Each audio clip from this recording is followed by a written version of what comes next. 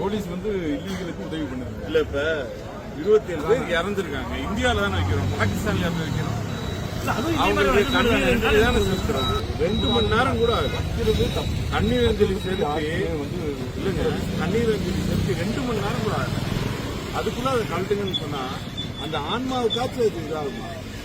இன்னொன்று இது ஒரு கட்சி சார்புங்கிறது கூட ஒரு இஸ்லாமியரும் வந்து நின்று அஞ்சலி செலுத்திட்டு போனாங்க, ஒரு கிறிஸ்துவரும் இங்க அஞ்சலி செலுத்திட்டு போறாங்க, மற்ற கட்சிக்காரங்களும் அஞ்சலி செலுத்துறாங்க. இதை மட்டும் கழட்டுங்க அப்படின்னு சொல்றது நியாயமா? அஞ்சலி செலுத்தி 2 மணி நேரம் கூட ஆகுது.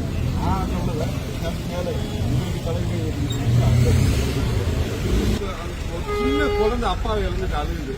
நம்மளால முடிஞ்சது கண்ணீர் அஞ்சலி செலுத்த முடியும் தீவிரவாதிகளுக்கு அகேன்ஸ்டா. வேற நம்ம என்ன சொல்றோம்? அதையுமே கழட்டுங்கன்ட்டு அங்க எஸ்பி ஆபீஸ்ல இருந்து சொல்றாங்க. பாரத் நேயர்களுக்கு நோக்கம் பழனி, திண்டுக்கல் மாவட்டம் பழனியில் நடந்த சம்பவத்தை தான் நீங்கள் காணொலியாக பார்த்தீங்க. அது மட்டும் இல்லாமல் தென்காசி உள்ளிட்ட இன்ன பிற அங்கங்கே சில சம்பவங்கள் நடந்திருக்கு. அதாவது காஷ்மீரில் தீவிரவாத தாக்குதலில் உயிரிழந்த மக்களுக்கு அஞ்சலி செலுத்தும் வகையில் ஒட்டப்பட்ட போஸ்டர்களை காவல்துறையினர் போய் கிழிச்சிட்டு இருக்கிறாங்க.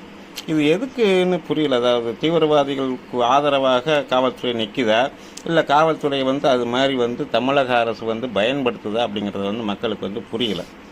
திண்டுக்கல் மாவட்டத்தில் காவல்துறையினர் அந்த ஃப்ளக்ஸை அகற்றணும்னு சொல்கிறாங்க. தீவிரவாத தாக்குதலில் பலியானவங்களுக்கு இரங்கல் தெரிவித்து அஞ்சலி செலுத்துறதுக்காக வச்சுருந்த அந்த ஃப்ளக்ஸ் போர்டை உடனடியாக 2 மணி நேரத்தில் அகற்றணும், அது வைக்கக்கூடாது, நீங்கள் எடுத்துருங்கன்னு சொல்கிறாங்க. அதாவது இங்கே வாழும் வள்ளலே வாழும் வாரிசுன்னு சொல்லி திமுகவினர் வைக்கிற ஃப்ளக்ஸ் போர்டுகள்லாம் நாள் கணக்கு இல்லாமல் மாத கணக்கு இல்லாமல் நின்றுட்டு இருக்குது. ரோட்டில் வாகன போக்குவரத்துக்கு இடையூறாக கூட நின்றுட்டு இருக்குது. அதனால சில விபத்துகள் கூட நமக்கு பார்த்துருக்கோம். ஆனால் உயிரிழந்திருக்கிறாங்க, ஒரு தீவிரவாத தாக்குதலில் பலியாகிக்கிறாங்க, அவங்களுக்கு அஞ்சலி செலுத்த வைக்கிற அந்த போர்டை எடுக்கணும்னு சொல்லி இந்த காவல்துறைக்கு யார் உத்தரவு போடுறாங்க?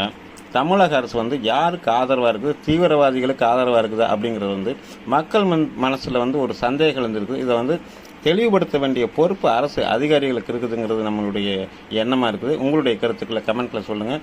இந்த விஷயங்கள் எந்த சேனலும் பேசாது. எல்லா சேனலும் இன்றைக்கி ஆளுநரை திட்டி தீர்க்கிறதுலே நேரத்தை கடத்துவாங்க. அதனால் இந்த பதிவு பகிர்ந்து மக்களுக்கு இப்படியெல்லாம் விஷயம் நடக்குதுங்கிற விஷயத்தை கொண்டு செல்லணுங்கிறத தாழ்மையோடு கேட்டுக்கிறோம். நன்றி, வணக்கம். மற்ற கட்சிக்காரங்களும் அஞ்சலி செலுத்துறாங்க. இதை மட்டும் கழட்டுங்க அப்படின்னு சொல்றது நியாயமா? அஞ்சலி செலுத்தி 2 மணி நேரம் கூட ஆகுது.